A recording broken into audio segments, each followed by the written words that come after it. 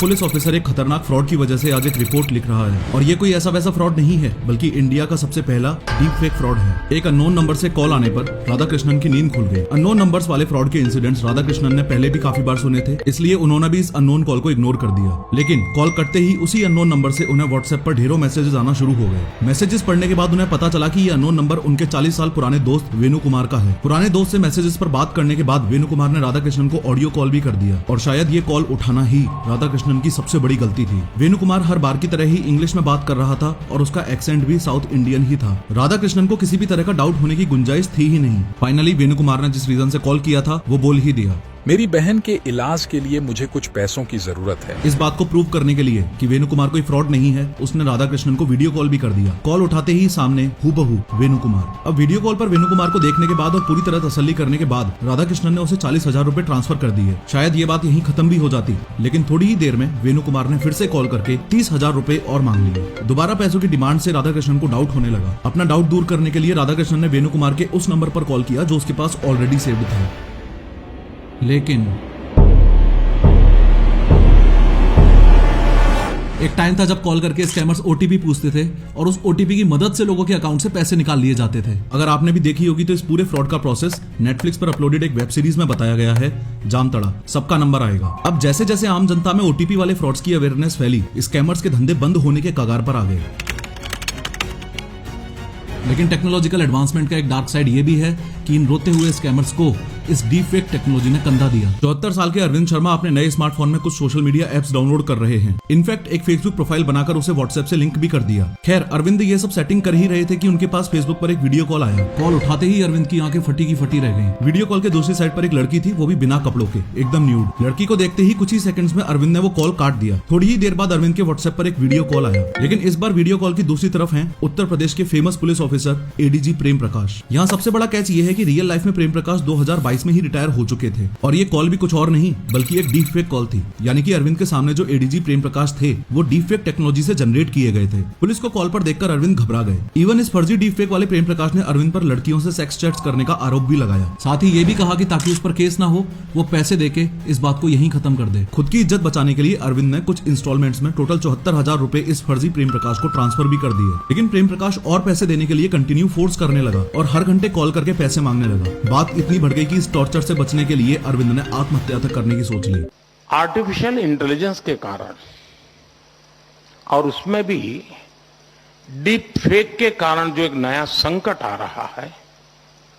अगर आपको याद हो तो पिछली साल 2023 में एक्ट्रेस रश्मिका मंदाना का ये वीडियो काफी वायरल गया था। मन में लड्डू फूटने के कारण काफी एक्साइटमेंट में लोगों ने इस वीडियो को बहुत शेयर भी किया था। ये बात भी आपको ऑलरेडी पता लग चुकी होगी कि ये वीडियो फेक है, इनफैक्ट डीप फेक है। अब उस समय काफी लोगों ने इस न्यूज को ये सोचते हुए इग्नोर कर दिया कि अरे इसमें क्या बड़ी बात हो गई, ये तो एक्ट्रेसेस हैं, ये तो वैसे भी ऐसे ही कपड़ों में घूमती हैं। लेकिन सही मायने में इस न्यूज का इतना वायरल जाना अपनी सोसाइटी के लिए बहुत अच्छा हुआ, क्योंकि लोगों को एक वार्निंग सिग्नल मिला। वो बात अलग है कि अवेयरनेस ना होने की वजह से लोगों ने इस वार्निंग को इग्नोर कर दिया और जिस वार्निंग की मैं बात कर रहा हूँ उसका मीनिंग ये है कि इस खतरनाक डीप फेक टेक्नोलॉजी की मदद से स्कैमर्स किसी के पापा की शक्ल को क्लोन करके उस बेटे को वीडियो कॉल करके कोई भी अर्जेंसी बताकर लाखों रुपए ट्रांसफर करवा रहे हैं। स्कैमर्स किसी की मम्मी या बहन बनकर उनकी आवाज को क्लोन करके उस बेटे के पास ऑडियो कॉल करके कोई भी अर्जेंसी बताकर लाखों रुपए ट्रांसफर करवा रहे हैं। होपफुली आप समझ पा रहे हो कि डीप फेक टेक्नोलॉजी का मिसयूज सिर्फ रश्मिका मंदाना वाले केस में ही नहीं बल्कि आपके या मेरे साथ किसी बड़े फ्रॉड के केस में भी हो सकता है। आज की इस 3D एनिमेटेड वीडियो में हम समझेंगे कि डीप फेक टेक्नोलॉजी एग्जैक्टली है क्या, आखिर ये काम कैसे करती है और हम सब अपने दोस्तों को और फैमिली मेंबर्स को इस खतरनाक फ्रॉड से कैसे बचा सकते हैं। लेकिन हर बार की तरह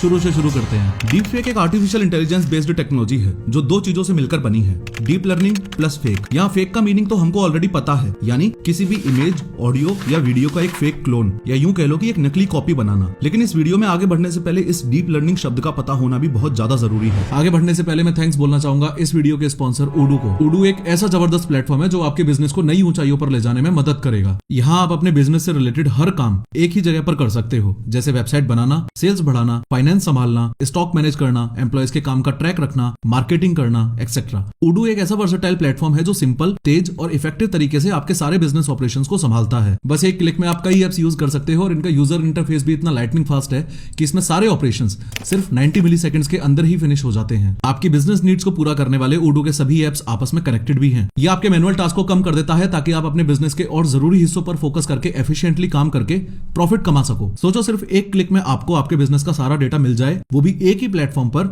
चाहे आप ऑफिस में हो या बाहर हो। Odoo आपके सभी बिजनेस ऑपरेशंस के लिए एक कॉस्ट इफेक्टिव सॉल्यूशन है और हाँ, जो भी ऐप आप पहले यूज करोगे वो आपके लिए लाइफ टाइम फ्री है। इसके अलावा आप और प्लान्स भी एक्सप्लोर कर सकते हो। मैंने तो इसे अपने वर्क फ्लो में शामिल कर ही लिया है। आप भी ज्वाइन करो 12 मिलियन से भी ज्यादा हैप्पी यूजर्स की इस कम्युनिटी को। अभी जाकर चेक करो Odoo को, लिंक मैंने डिस्क्रिप्शन में दे दिया है। असल में डीप लर्निंग एक प्रोसेस है जिसमें आप कंप्यूटर्स को खुद से सीखना और समझना सिखाते हो। It's like giving a human brain to a computer. जैसे इमेजिन करो आप चाहते हो कि कंप्यूटर्स फ्रूट्स को पहचानना सीख जाएं, तो एक तरीका तो हमारे पास ये है कि हम कंप्यूटर्स को रूल्स बता दें कि देख, अगर गोल होगा तो ये फ्रूट होगा, ऐसा कलर होगा तो वो ये फ्रूट होगा, एक्सेट्रा एक्सेट्रा। लेकिन दूसरा तरीका हमारे पास ये है कि हम उसको अलग अलग फ्रूट्स की हजारों पिक्चर्स दिखाएं। For example apples and bananas की हजारों पिक्चर्स हम कंप्यूटर्स को फीड करें और एक टाइम ऐसा आएगा जब वो ऑटोमेटिकली एप्पल्स और बनानास के बीच में डिफरेंसेस और सिमिलरिटीज पहचानने लगेगा। और अगर आप ध्यान से समझोगे तो इंसानों के सीखने का प्रोसेस भी यही डीप लर्निंग वाला प्रोसेस तो है। अगर हायरार्की की बात करें तो आपको ये भी पता होना चाहिए कि डीप लर्निंग एक स्पेशलाइज्ड टेक्निक है मशीन लर्निंग के फील्ड के अंदर, और machine learning and deep learning दोनों ही आर्टिफिशियल इंटेलिजेंस की एक ब्रॉडर कैटेगरी में आते हैं। इसी आर्टिफिशियल इंटेलिजेंस या डीप फेक टेक्नोलॉजी के मिसयूज का एक बहुत बड़ा एग्जांपल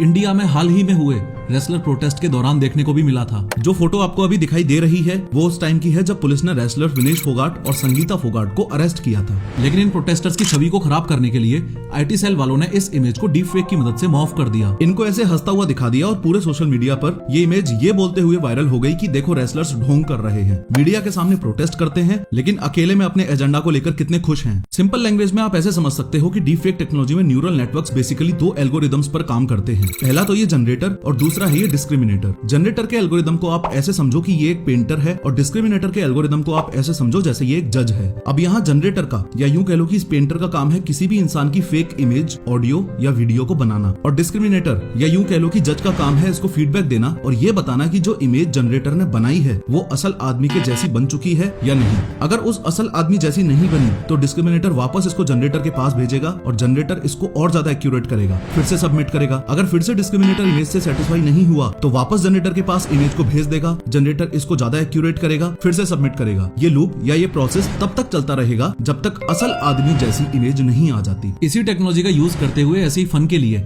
मैंने अपनी इमेज केबीसी के अमिताभ बच्चन की जगह लगाकर देखी। ये देखो, मिलना मिलाना सब बंद हो गया है तो इन्होंने खुद ही ऐसे ही फन के लिए हम सबने स्नैपचैट और इंस्टाग्राम के फिल्टर्स कभी ना कभी यूज किए हैं। डीपफेक टेक्नोलॉजी ने बस इन फिल्टर्स को ही हद से ज्यादा एक्यूरेट कर दिया है और चिंता की बात यह है कि टेक्नोलॉजिकल एडवांसमेंट के चलते आज से कुछ सालों में ये फिल्टर्स इतने ज्यादा एक्यूरेट हो जाएंगे कि असली और नकली का फर्क पता करना इम्पॉसिबल हो जाएगा। इस वीडियो में आगे हम समझेंगे कि अगर आपके सामने कोई डीपफेक वीडियो आ जाए तो आप उसे कैसे पहचानोगे। लेकिन उससे पहले ये समझो कि साल 2014 में आयन गुडफेलो ने सबसे पहले इस टेक्नोलॉजी को अपने पेपर जनरेटिव एडवर्सरियल नेट्स में जब हाईलाइट किया था, तब इस डीपफेक टेक्नोलॉजी का यूज फन और एंटरटेनमेंट पर्पस के लिए ही हो रहा था। इनफैक्ट डीपफेक की वजह से एडवर्टाइजमेंट इंडस्ट्री में भी बेनिफिट मिलने लगा था। Malaria isn't just any disease. It's the deadliest disease that's ever been. Se dice que ha matado más de la mitad de la población que ha existido. Bilion يوم تاع مريض به. وما زالت تقتل طفلا كل دقيقتين. Mais nous pouvons y mettre fin. Nous savons comment, nous en avons la possibilité. हमें और अधिक कार्रवाई की जरूरत है। जैसा कि आपने इस वीडियो में देखा कि डेविड बेकम अलग अलग लैंग्वेजेस में मलेरिया अवेयरनेस के बारे में बात करते दिख रहे हैं। जब तक डीपफेक टेक्नोलॉजी का यूज फन और एंटरटेनमेंट के लिए होता रहा तब तक ज्यादा चिंता की बात थी ही नहीं। लेकिन सही मायने में इस टेक्नोलॉजी की पॉपुलैरिटी में जंप साल 2017 के बाद ही देखने को मिला, जब एक अननोन रेडिट यूजर ने कुछ हॉलीवुड एक्ट्रेसेस के फेसेस को पॉर्न वीडियोस में लगाकर वेबसाइट पर अपलोड कर दिया। परेशान करने वाली बात यह है कि इंटरनेट पर मौजूद टोटल डीपफेक वीडियोस में से 96% वीडियोस पोर्नोग्राफिक वीडियोस ही हैं और इसमें भी 99% पॉर्न वीडियोस फीमेल्स की हैं। अब आपको ये भी बता दूं कि 2023 में आई state of the deepfake report के अकॉर्डिंग 2019 से 2023 तक डीपफेक पॉर्न में 50% नहीं, 100% नहीं, बल्कि 550% का इंक्रीज हो चुका है। और दुख की बात यह है कि इस डीपफेक पॉर्न के कारोबार में इंडिया वर्ल्ड में 6 नंबर पर आता है। क्लियरली ये स्टैटिस्टिक्स ही हमारे लिए एक बहुत बड़ा वेकअप कॉल है। इनफैक्ट टेलीग्राम जैसे प्लेटफॉर्म्स पर बहुत सारे डीपफेक बोर्ड्स अवेलेबल हैं जो इस टेक्नोलॉजी को और ज्यादा इजी और एक्सेसिबल बना रहे हैं। और एक रिपोर्ट के मुताबिक इन बोर्ड्स के सबसे ज्यादा यूजर्स भी इंडिया में ही मौजूद हैं। मैक्सिमम केसेस में डीपफेक्स बदले की भावना से बनाए जा रहे हैं। जैसे कुछ ही दिन पहले की बात है, आंध्र प्रदेश में एक ऐसा ही शॉकिंग केस हुआ। एक लड़की यूपीएससी की तैयारी करने के लिए जिस कोचिंग में जाती थी, उसी कोचिंग के एक टीचर से उसे प्यार हो गया। लड़की ने टीचर को प्रपोज किया। चूंकि वो टीचर पहले से ही शादीशुदा था, उसने इस लड़की का प्रपोजल ठुकरा दिया। इस रिजेक्शन का बदला लेने के लिए और टीचर को बदनाम करने के लिए लड़की ने उस टीचर के साथ साथ उसकी पूरी फैमिली तक की डीपफेक न्यूड इमेजेस बनाकर सोशल मीडिया पर वायरल कर दी। ऐसा ही एक इंसिडेंट यूएसए के एक स्कूल में भी हुआ, जहां 15 साल के एक लड़के ने अपनी क्लास की सारी फीमेल स्टूडेंट्स की डीपफेक से न्यूड इमेजेस बनाई और इंटरनेट पे वायरल कर दी। अब एक इंपॉर्टेंट सवाल ये भी है कि अगर किसी का डीपफेक वीडियो या फोटो वायरल हो जाए तो क्या इंडिया में कोई ऐसा कानून है जिससे इन डीपफेक्स को रोका जा सकता है? तो आंसर है नहीं। सिर्फ आईटी रूल्स 2021 में इस तरह के कंटेंट को 36 घंटे में रिमूव किया जाना मेंशन्ड है। आप अंदाजा लगा सकते हो कि स्मार्टफोन एरा में 36 घंटे कितना ज्यादा टाइम है। भले ही वो वीडियो नकली डीपफेक हो, अपनी सोसाइटी में तो आस पड़ोसी उसको आग की तरह फैला देंगे और सभी व्हाट्सएप ग्रुप्स में वायरल कर देंगे। डीपफेक की मदद से एक और खतरनाक काम जो किया जा रहा है वो है पॉलिटिकल अनरेस्ट का। आज से कुछ महीने पहले इंडिया टुडे ने दिल्ली में एक स्टिंग ऑपरेशन किया, जिसमें ऐसे लोगों की भी बात सामने आई जो पॉलिटिकल पार्टीज का एजेंडा फैलाने के लिए डीपफेक वीडियो बनाने की सर्विसेज देते हैं और लाखों कमाते हैं। इन सर्विसेज देने वाले बंदों ने ये भी बताया कि वो 11 बंदों की डीपफेक वीडियोस बनाने के लिए 30 लाख रुपए लेंगे, HD क्वालिटी में वीडियोस देंगे और आम आदमी उस वीडियो को देखकर ये नहीं पहचान पाएगा कि असली वीडियो है या फिर डीपफेक वीडियो है। इवन इसी डीपफेक के यूज से पॉलिटिक्स में 2-3 बार ऑलरेडी बड़ी कंट्रोवर्सीज हो चुकी हैं।